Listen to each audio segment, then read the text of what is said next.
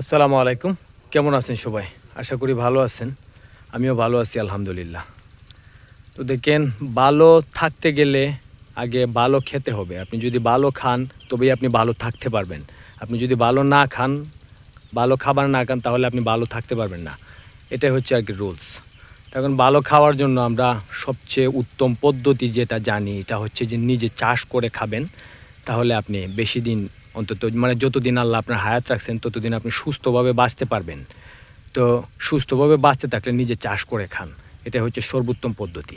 বাজার থেকে যেটা কিনে আনবেন, আনার পরে খাবেন ফ্যামিলির সবাইকে নিয়ে। ওইটা কতটুকু নিরাপদ বা কতটুকু স্বাস্থ্যসম্মত এটা তো আপনি আর ল্যাবে নিয়ে টেস্ট করা তো আর সম্ভব না। কারণ আপনি ৳২০ দিয়ে আনারস একটা কিনলেন, কিনে এনে এটা বাড়িতে আইনা খাইছেন। খাওয়ার পরে এখন এইটা এই ৳২০ র আনারস কি আর আপনার ল্যাবে নিয়ে টেস্ট করার টাইম আছে? যে এতে কোনো কেমিক্যাল প্রয়োগ করা হয়েছিল কিনা? তো এইজন্যই আমি বলি যে নিজে চাষ করে খান, ভালো থাকবেন, সুস্থ থাকবেন ইনশাআল্লাহ। নিজে চাষ করে খান। দেখেন আজকে এক জায়গায় আসছিলাম, এক ভাইয়ের বাড়িতে একটু বেড়াইতে আসছিলাম।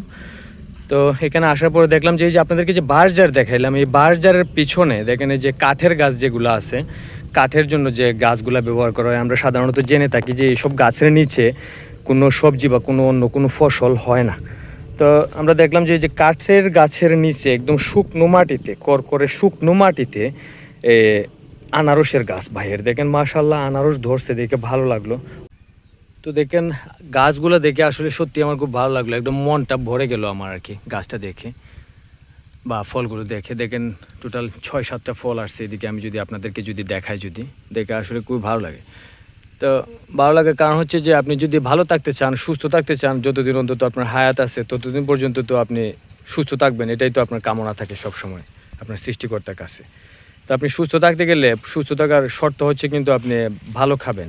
ভালো খাবেন, এটাই হচ্ছে আপনার পূর্ব শর্ত সুস্থ থাকার জন্য। আর কিছু রুলস আছে, আরও অনেক রুলস আছে। কিন্তু প্রথম শর্ত যেটা হচ্ছে এটা হচ্ছে আপনি ভালো খাবার খেতে হবে। তবেই আপনি সুস্থ থাকতে পারবেন।